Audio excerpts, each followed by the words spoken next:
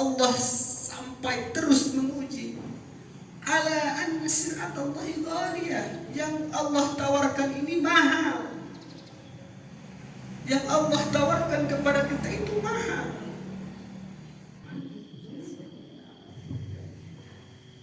Bismillahirrahmanirrahim. Assalamualaikum warahmatullahi wabarakatuh. Waalaikumsalam warahmatullahi wabarakatuh. Alhamdulillahilladzi arsala rasulahu bil huda wa dinil haqq liyudhhirahu 'ala dini kulli wa kafa billahi shahida. Ashhadu an la ilaha illallah wahdahu la syarika lah, lahul mulku wa lahul hamdu wa huwa ala kulli syai'in qadir. Wa ashhadu anna Muhammadan 'abduhu wa rasuluhu wa habibuhu wa khaliluhu, salawatullahi wa salamuhu wa barakatuhu alaihi wa ala alihi wa azwajihi wa dhurriyyatihi wa ashabihi wa man nahaja binahjihi ila yaumiddin, amma ba'du. Yang terhormat Ketua MUI Kabupaten Sumba Tengah beserta jajarannya, yang terhormat Ketua Takmir Masjid, para DKM, para imam, para muadzin, yang saya hormati penyelenggara haji dan umroh Kabupaten Sumba Tengah, yang saya hormati Ketua BKMT, Ketua Majelis Taklim yang tergabung dalam BKMT Sumba Tengah, yang saya hormati Ketua Risma Baitur Rahman Anak Kalang, bapak-bapak, ibu-ibu, teman-teman remaja, adik-adik sebaya, yang tidak bisa saya sebutkan satu persatu, tapi insya Allah tidak mengurangi rasa hormat dan rasa cinta saya kepada semuanya. Jamaah subuh rahimakumullah, marilah kita senantiasa bersyukur kepada Allah Subhanahu wa ta'ala atas karunia Allah kita bisa kembali berkumpul di tempat yang mulia ini. Insya Allah Allah turunkan sakinah kepada hati kita, Allah turunkan ketenangan, Allah banjiri kita dengan barakah. Semoga malaikat hadir dan mengepakkan sayapnya sehingga kita disebut-sebut oleh Allah di sisi makhluk yang dicintainya. Salawat dan salam semoga tetap tercurahkan kepada baginda kita, panutan kita, hamba Allah, kekasih Allah, yakni Nabi Muhammad sallallahu alaihi wasallam, juga kepada para keluarganya, para istri-istri beliau, para anak-anak beliau, para sahabat-sahabatnya. Semoga Allah Subhanahu wa ta'ala meridhoi kita bersama mereka. Amin ya Allah ya rabbal alamin. Jamaah subuh rahimakumullah, alhamdulillah Allah masih izinkan kita berada di dalam Ramadan sampai di detik-detik akhir bulan Ramadan dengan kondisi yang berbeda-beda tentunya. Ada yang masih semangat, ada yang semakin semangat, dan mungkin ada juga yang sudah tidak semangat.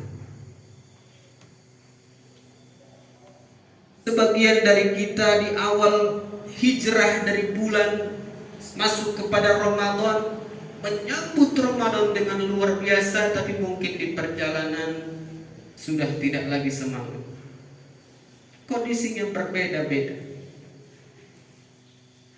Nabi Shallallahu Alaihi Wasallam bersabda, "Kullu amalin sirrah wa fatrah, likulli amalin sirrah wa fatrah." Setiap amalan itu ada masa membaranya, semangat berapi-api, tapi ada juga masa futur, loyo, lelah, capek.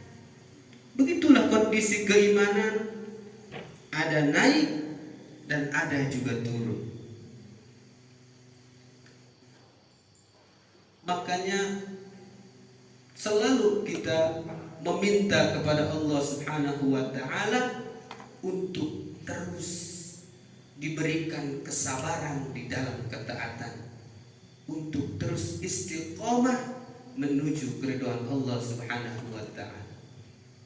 Jamaah subuh rahimakumullah, adanya perubahan tersebut merupakan dampak dari banyaknya fitnah, banyaknya godaan yang mungkin membuat sebagian kita tidak sabar di dalam ketaatan.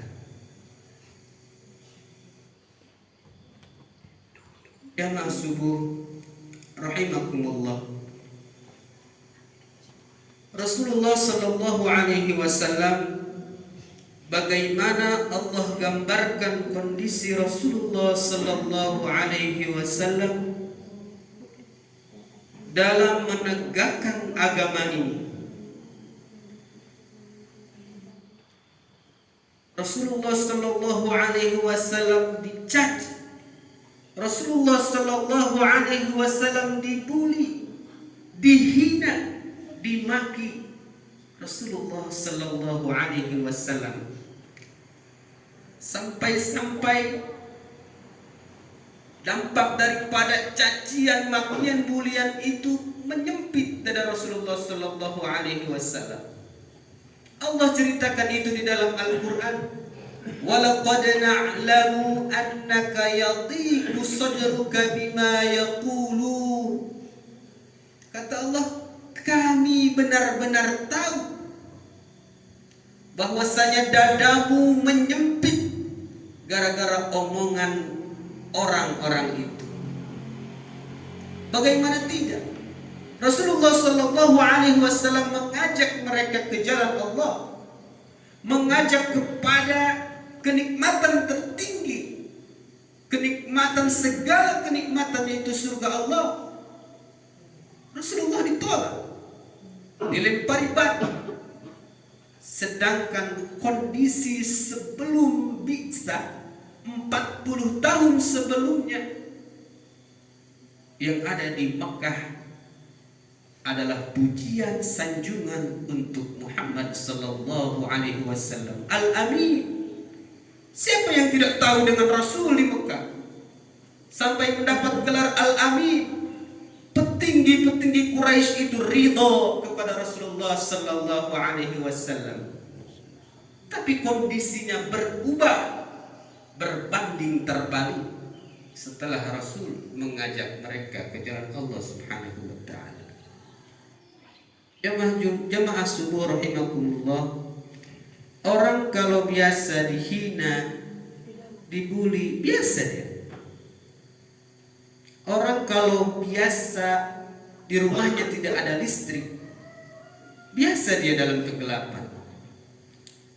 Tapi orang yang di rumahnya terang benderang, tiba-tiba mati listriknya, bagaimana perasaan dia? Begitupun dengan Rasulullah. Allah katakan dadanya menyempit. Apakah Rasulullah Sallallahu Alaihi Wasallam berhenti berdakwah seperti yang pernah terjadi dengan Nabi Yunus yang meninggalkan kaumnya? Tidak. Allah memerintahkan Rasulnya untuk bertasbih. Fasabbih bihamdi rabbika wa kum minas sajidin. sujud, bertasbih memuji Allah. Karena Rasulullah sallallahu alaihi wasallam idza hazabahul amr fazi'a ila shalah. Rasul itu kalau dirundung masalah larinya ke sholat. Mungkin sebagian kita ketika dirundung masalah larinya ke hiburan.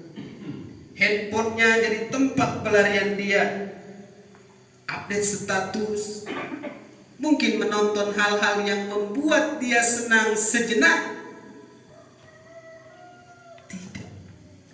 Jangan lari ke tempat itu. Larilah ke tempat sholat. Lari ke tempat sujud, terus sholat. Tapi sampai kapan? Kadang kita merasa perjalanan ketaatan ini berat. Ujian dan cobaannya silih berganti. Kata Allah, wa'bud rabbak hatta ya'tiyakal yakin. Sampai datang kematian kepadamu. Kita tahu setan tidak akan pernah putus asa untuk terus menyesatkan manusia. Salah satu doa Rasulullah sallallahu alaihi wasallam, wa a'udzu bika ay yatakhabbatani asy-syaitan 'indal maut. Aku berlindung kepadamu ya Allah, kata Rasul, agar aku tidak disesatkan oleh setan 'indal maut, ketika mati. Selama hayat masih di kandung badan, maka setan akan terus mencoba menyesatkan manusia. Jemaah subuh rahimakumullah, dalam sebuah riwayat di akhir hayat Imam Ahmad, saat itu kondisi Imam Ahmad di antara sadar dan tidak sadar. Sakit beliau, orang-orang menjenguk beliau, kemudian menuntun beliau untuk mengucapkan la ilaha illallah. Apa kata Imam Ahmad? La ba'd. Tidak, belum, kata Imam Ahmad. Yang jenguk itu semua heran. Dituntun la ilaha illallah tapi jawabnya la ba'd. Setelah Imam Ahmad ini sadar, orang-orang itu bertanya, ya Imam, kenapa tadi itu mengatakan la? Tidak, nanti, katanya. Kata Imam Ahmad, setan datang di ujung kakiku sambil menggigit jarinya. Dia mengatakan, futtani ya Ahmad, futtani. Kata setan, wahai Ahmad, engkau selamat Ahmad, selamat engkau dari godaan. Lihat bagaimana setan berusaha menghadirkan rasa ujub di diri Imam Ahmad. Merasa sudah baik sebagai imam fikih yang empat Imam Ahmad. Setan hadirkan rasa ujub di akhir hayatnya. Tidak, kata Imam Ahmad, nanti ini engkau lagi godain aku. Itulah setan. Selama hayat masih di kandung badan, maka kita harus terus beribadah kepada Allah Subhanahu wa ta'ala. Tidak ada istilahnya orang sakit berhenti sholat, orang sakit berhenti beribadah, tidak ada. Karena hayatnya masih di kandung badan dia. Jamaah subuh rahimakumullah, dalam menjalani ketaatan ini, ketika kita sudah merasa lelah, capek, loyo, apa yang harus kita lakukan? Maka kita perlu membuka dan membaca Al-Quranul Karim dan Siratus Sayyidil Mursalin wa Ashabihil Muttaqin. Kita perlu membaca Al-Quran, kita perlu membaca sirah, sejarah perjuangan Nabi Muhammad sallallahu alaihi wasallam dan sahabatnya. Bagaimana dahulu sahabat ketika masuk Islam diuji keimanannya. Kita tahu cerita Bilal bin Rabah, disiksa Bilal. Bagaimana dahulu ketika Sa'ad bin Abi Waqqas masuk Islam, saat itu masuk Islam pada usia belia 17 tahun kira-kira. Dan ternyata pengikut kebenaran itu kebanyakan dari golongan anak-anak muda. Pengikut Rasulullah SAW itu kebanyakan anak-anak muda, para pemuda. Sampai-sampai di dalam Al-Quran Allah abadikan bagaimana pemuda mengikuti kebenaran. Dalam surat Al-Kahf yang sering kita baca pada hari Jumat, Allah abadikan kisahnya. Innahum fityah amanu bi rabbihim wa zidnahum huda. Ashabul Kahfi itu ada orang tua? Tidak ada. Anak-anak muda semua, masih jomblo-jomblo bisa bililah. Ashabul Kahfi. Dan diceritakan Ashabul Kahfi ini adalah anak-anak muda, anaknya orang-orang kaya. Tapi Ashabul Kahfi berhijrah, meninggalkan kenikmatan dunia demi mempertahankan keimanan kepada Allah Subhanahu wa taala. Masuk ke dalam gua, tidur beralaskan tanah, yang mungkin ada hewan-hewan yang bisa mengganggu mereka. Tapi mereka lakukan demi menyelamatkan keimanannya. Ibnu Qayyim rahimahullahu ta'ala mengatakan, ajma'a uqala'ul ummah, telah sepakat setiap yang memiliki akal dari setiap umat, mau bangsa Indonesia, mau bangsa Amerika, mau bangsa Arab, mau bangsa Cina, mau yang sudah mati atau yang akan datang, setiap yang berakal pasti setuju, pasti sepakat. Kesepakatan atas apa? Annan na'im la yudraku bin na'im. Sesungguhnya kenikmatan itu tidak bisa diraih dengan kenikmatan. Kenikmatan harus diraih dengan perjuangan. Wa man azar ar-raha fatathu ar-raha. Barang siapa yang memilih santai, memperbanyak istirahat, maka dia akan kehilangan waktu istirahat yang sesungguhnya. Kapan istirahat yang sesungguhnya? Para ulama mengatakan ar-raha fil jannah. Istirahat yang sesungguhnya itu di surga. Jamaah subuh rahimakumullah. Kita tahu bagaimana perjuangan sahabat Nabi mempertahankan keimanan. Tadi Sa'ad bin Abi Waqqas, ketika masuk Islam, saat ibunya tahu, marah ibunya.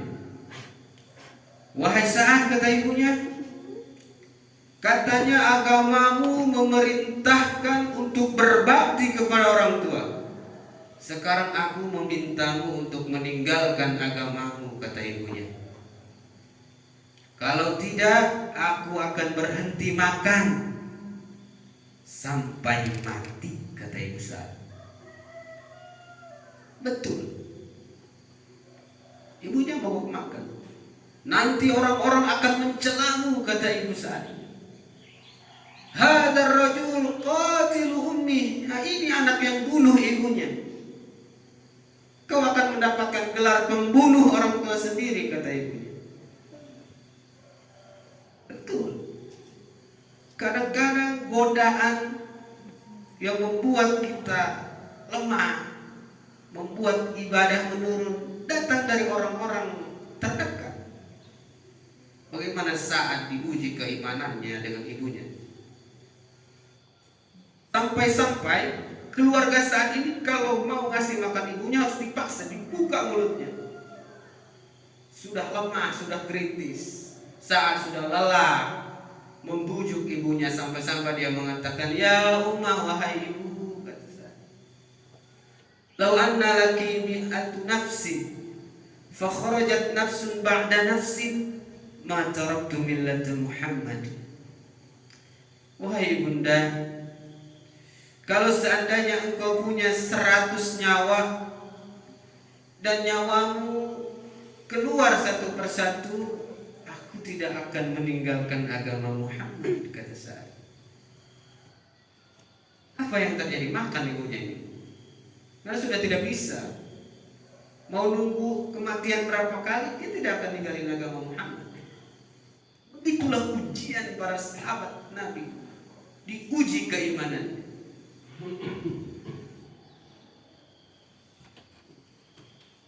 Bagaimana para sahabat yang harus pergi dari Mekah ke Ethiopia, ke Afrika, ke Habasyah, negeri yang mereka tidak kenal siapa-siapa.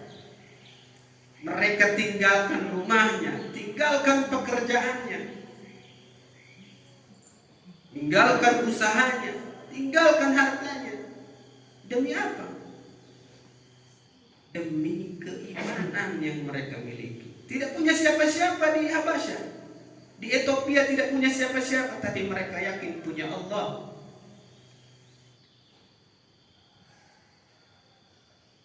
Jamaah semua rahimakumullah, para ulama menyebutkan tadi perjuangan Ashabul Kahfi di dalam gua, masuk gua tidur, berbeda dengan perjuangan Rasulullah Sallallahu Alaihi Wasallam yang juga pernah berada di dalam gua. 3 hari 3 malam Rasulullah Sallallahu Alaihi Wasallam di dalam gua. Berat, sempit gua Nabi. Kalau gua Ashabul Kahfi itu luas, gua Nabi sempit. Kenapa Allah Subhanahu wa taala tidak memindah Nabi dari Mekah ke Madinah dengan buruk sebagaimana Allah isrokan Nabi menuju Masjidil Aqsa dengan fasilitas buruk? Apakah tidak bisa? Bisa. Tapi kenikmatan tidak bisa diraih dengan kenikmatan. Kenikmatan itu diraih dengan perjuangan. Istirahat Nabi 3 hari di gua, di Madinah, di Mekah diumumkan sebar, siapa yang bisa membawa kepala Muhammad hidup atau mati 100 ekor onta. 100 ekor tidak tanggung-tanggung hadiahnya. Bukankah perjuangan itu semakin berat? Setelah sebelumnya Rasulullah Sallallahu Alaihi Wasallam berdakwah di Taif, dilemparin batu Nabi, dilemparin kata-kata kotor yang menyakitkan, sampai-sampai 2 malaikat penjaga gunung murka kepada orang-orang Taif yang melempari Nabi dengan perkataan kotor, dengan batu, sampai darah mengalir dari tubuh Rasulullah Sallallahu Alaihi Wasallam. Ya Rasulullah, mud yadaka ila sama, kata malaikat penjaga gunung. Rasulullah, angkat tanganmu ke langit, mintakan kepada Allah untuk kami cabut ini gunung dan kami himpitkan kepada mereka yang tidak punya sopan santun itu. Apa kata Rasulullah Sallallahu Alaihi Wasallam? Tidak. Lah, kata Rasul, aku berharap, kata Rasul, akan keluar dari tempat ini yang muda, yang tua, laki-laki, perempuan yang beriman kepada Allah dan Rasul. Rasul dalam kondisi berdarah itu, dilemparin batu. Bagaimana kesah Rasulullah kepada Allah Subhanahu wa taala? Ilahi, ila man taqiluni, am ila qaribin yu'zini, a ila ba'idin yu'limuni, fa ana radin ya Rabb, fa ana radin, kata Rasulullah, malam taghdab alayya. Wahai Allah, kata Rasul, setelah dari tempat ini, di Taif ini, kemana lagi kau akan bawa aku ya Allah? Apakah ke tempat yang dekat dari sini lalu aku akan disakiti lagi, atau ke tempat yang jauh tapi aku akan kembali mendapat hinaan lagi, kata Rasulullah. Fa ana radin, aku ridho ya Allah. Kenapa Rasul ridho? Malam taghdab alayya, selama kau tidak marah kepadaku. Begitu Rasulullah sallallahu alaihi wasallam. Kita tahu sebelumnya para sahabat sudah hijrah ke Madinah. Yang di Mekah kaya datang ke Madinah nol. Semua kita tahu dengan Abdurrahman bin Auf, saudagarnya Mekah, sampai di Madinah nol, meninggalkan harta bendanya demi mempertahankan keimanan kepada Allah Subhanahu wa taala.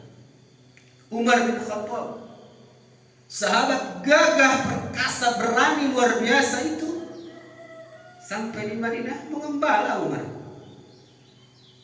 Mengembala bahkan di luar kota Madinah, bahkan mau datang ke Madinah, Umar harus bergantian dengan sahabat Ansor. Tidak bisa setiap hari datang ke Masjid Nabawi. Untuk apa? Kita lihat para sahabat itu menjadi orang-orang besar karena perjuangan. Kenikmatan tidak bisa diraih dengan kenikmatan. Kenikmatan diraih dengan perjuangan. Bagaimana kondisi Rasulullah SAW dan para sahabatnya setelah hijrah ke Madinah? Sebelumnya Rasulullah SAW di Mekah sampai diboikot, sampai pernah makan daun-daun Rasulullah SAW saking diboikotnya. Hijrah ke Madinah kondisinya berubah, kondisinya menjadi nyaman? Tidak. Terjadi perang Badar. Kita tahu perang Badar itu kaum muslimin jumlahnya 314, sekitar segitu.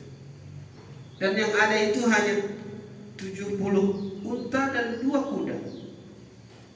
Keluar kaum muslimin bersama Rasulullah SAW menuju Badar, bergantian mereka. Dan itu terjadi di bulan Ramadan, 17 Ramadan perang Badar. Rasulullah saat itu bergantian dengan Ali dan satu sahabat lainnya, namanya Abu Lubabah kalau tidak salah. Bergantian. Ketika mau turun kata Ali, ya Rasul, biar kau saja yang naik unta, kita yang gantikan waktu jalanmu, kata Ali. Tapi apa kata Rasul? Ma antum bi aqwa minni. Kalian berdua itu tidak lebih kuat dari aku, kata Rasul. Aku pun ingin pahala dari Allah Subhanahu wa taala. Rasul. Begitu sikap Rasul kepada sahabat. Bukan kalian aja yang mengharap pahala, kata Rasul. Kita tahu perang Badar selesai, alhamdulillah. Pada saat perang Badar itu kaum muslimin dan Rasulullah SAW menang. Apakah perjuangan selesai? Perjuangan Rasulullah menegakkan agama Allah, perjuangan para sahabat mempertahankan imannya, apakah selesai? Bukankah sebelumnya 40 tahun mereka, 13 tahun di Mekah, ujian-ujian keimanan yang menyakitkan dilewati oleh para sahabat? Masuk tahun ketiga Hijriah, Badar itu tahun kedua, kemudian masuk tahun ketiga terjadi perang Uhud. Berapa melawan berapa perang Uhud? Biar kita tahu bahwa yang kita rasakan, perjuangan kita dalam beribadah menuju keridhaan Allah itu ternyata belum seberapa. Biar kita tahu, perang Badar itu 700 melawan 3000. Perang Badar. Pada saat itu kaum muslimin, Rasulullah dan kaum muslimin sudah menang sebenarnya pada perang Badar. Tapi para sahabat yang menjadi tim pemanah itu, yang ada di Bukit Hunain, lupa dan lalai akan perintah Rasul. Rasulullah memerintahkan mereka untuk tetap berada di bukit, para pemanah itu. Tapi ketika melihat sudah mendapatkan kemenangan, mereka turun. 35 turun, sisanya 15 tetap. Kemudian perlahan kaum muslimin kalah. Syahid pada Badar itu Hamzah, kemudian Mus'ab, kemudian abahnya Jabir Abdullah. 70 para sahabat terbunuh syahid di perang Badar. Capek kaum muslim di perang Uhud. Perang Uhud. Capek kaum muslimin. Lelah 700 melawan 3000. Belum lagi harus menguburkan para syuhada, para sahabat yang mati syahid. Saking lelahnya, satu lubang 2 orang, 3 orang. Masuk berita ke kota Madinah. Ada yang mendapat berita suaminya meninggal syahid. Ada yang mendapat berita anaknya yang syahid. Ada yang mendapat berita adiknya yang syahid. Bahkan ada satu perempuan tua yang mendapat berita bahwa semua anggota keluarganya terbunuh syahid. Lalu apa kata perempuan tua ini?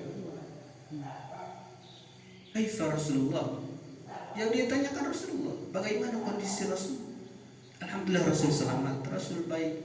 Padahal pada perang Badar Rasulullah SAW itu terperosok ke dalam lubang yang dibuat oleh musuh. Pipinya berdarah, gelang-gelang besi itu masuk ke pipi Rasul. Giginya patah Rasulullah SAW. Agar kita tahu perjuangan dan Rasul dalam mempertahankan keimanan diuji luar biasa. Kata wanita tadi, gimana Rasul? Bagaimana kondisi Rasul? Rasulullah baik, Rasulullah selamat. Hatta arah, kata wanita tua ini, sampai aku melihatnya. Dibawa kepada Rasulullah SAW. Lalu ia mengatakan, ya Rasulullah, kullu musibati ba'da jalal. Semua musibahku, kata perempuan tua ini, setelah aku melihat engkau selamat, semuanya kecil. Berat jemaah. Selesai perang Uhud, apakah selesai perjuangan Nabi dan para sahabatnya? Tidak. Berita duka di tahun keempat, banyak para qurra, para penghafal Al-Quran terbunuh ketika dikirim. Masuk tahun kelima, terjadi perang Khandaq. Saat itu kaum musyrikin dan kaum Yahudi memprovokasi para kabilah Arab untuk membumi hanguskan Madinah. 10.000 pasukan dikirim untuk membumi hanguskan Madinah, dikepung. Bagaimana kondisi saat itu? Orang-orang yang beriman yang berada di Madinah ketika melihat 10.000 itu datang, apa yang mereka katakan? Falamma ra'al mu'minuna al-ahzab qalu ma hadha ma wa'adana Allah wa rasuluhu wa sadaqallahu wa rasuluhu. Ini, kata orang-orang beriman, ini yang dijanjikan oleh Allah dan Rasulnya. Hadza ma wa'adana Allah wa rasuluhu. Janji yang mana? Ternyata janji yang ada di dalam surat Al-Baqarah ayat 214. Am hasibtum an tadkhulul jannah? Apakah kalian mengira akan masuk surga?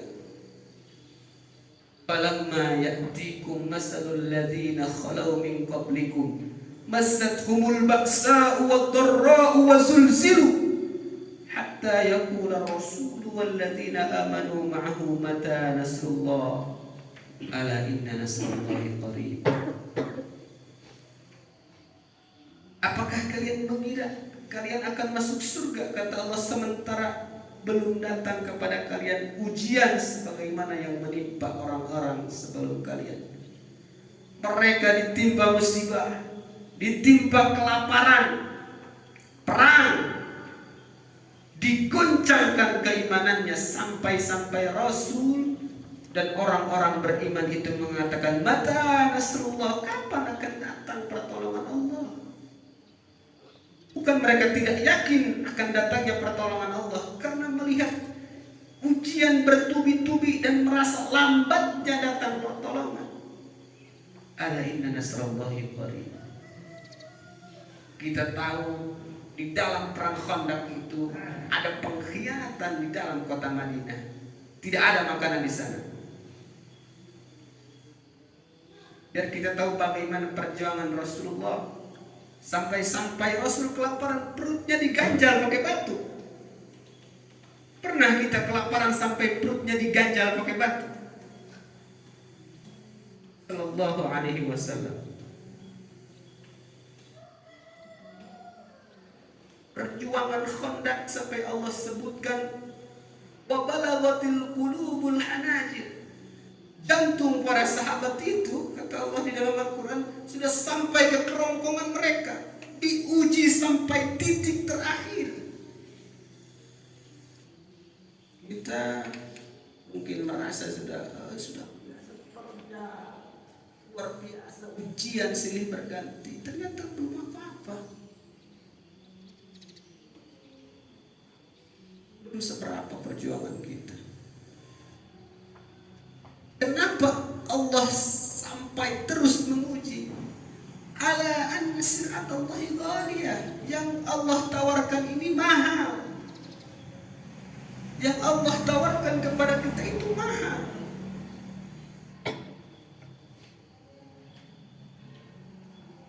Selesai Khandaq, apakah selesai perjuangan? Belum.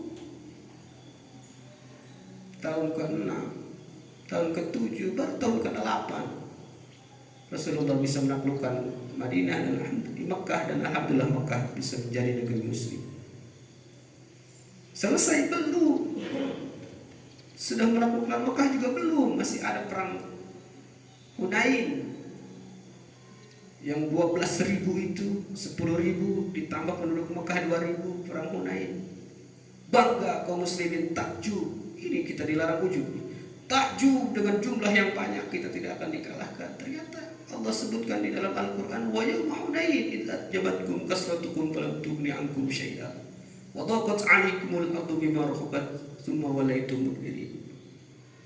Betul, 12.000 sudah banyak karena bangga dan ujub, dilempari oleh musuh dengan panah terbirit-birit. 12.000 itu hanya tersisa Nabi dan beberapa orang. Selesai perjuangan? Belum. Bagaimana Nabi di akhir hayatnya? Sakit. Untuk apa? Bukankah ujian-ujian sebelumnya 13 tahun di Mekah ditambah dengan perang setelah hijrah, apakah belum cukup sehingga Nabi harus diberi sakit lagi sama Allah? Belum selesai.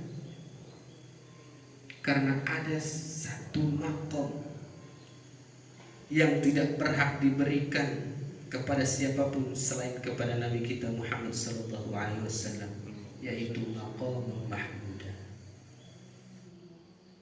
Jamaah subuh rahimakumullah. Makanya kalau kita ingin mendapatkan kedudukan di sisi Allah, terus kita berjalan menuju keridhaan Allah Subhanahu wa taala. Kita tidak apa jalannya santai, jalannya mungkin pelan.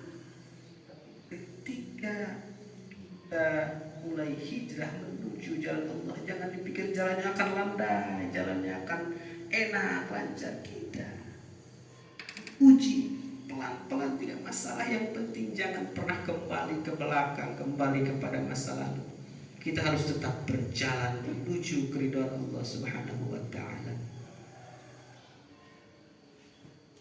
Ujian-ujian keimanan itu merupakan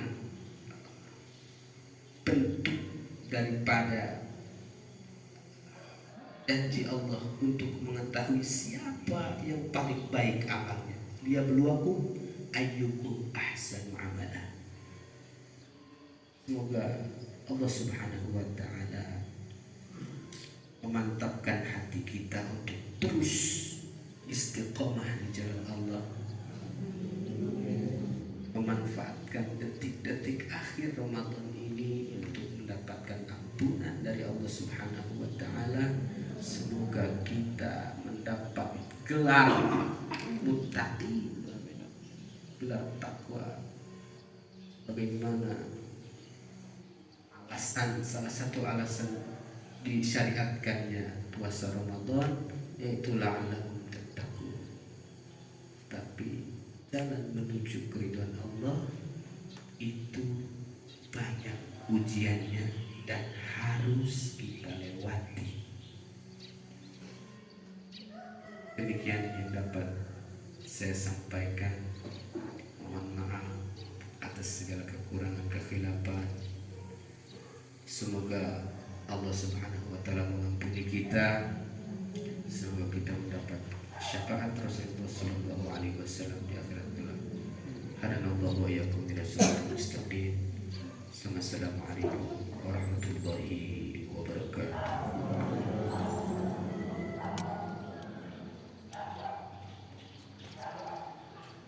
Terima kasih Ustadz yang telah menyampaikan tausiah. Mudah-mudahan apa yang beliau sampaikan kepada kita semua akan menjadi manfaat untuk kita semua. Amin ya rabbal alamin. Selanjutnya ada sesi tanya jawab. Mungkin ada dari ibu-ibu yang ingin bertanya kepada Ustadz. Waktu dan kesempatan diberikan.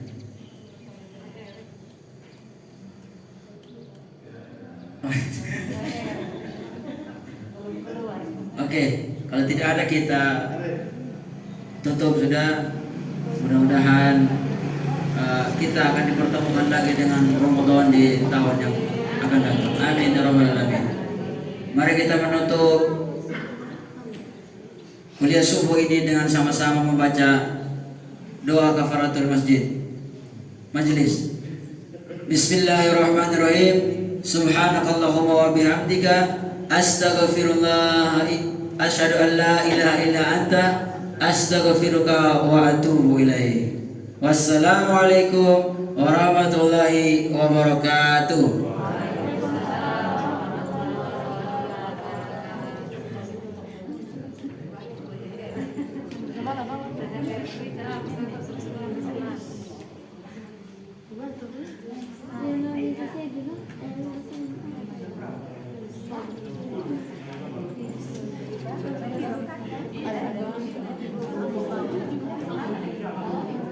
Iya.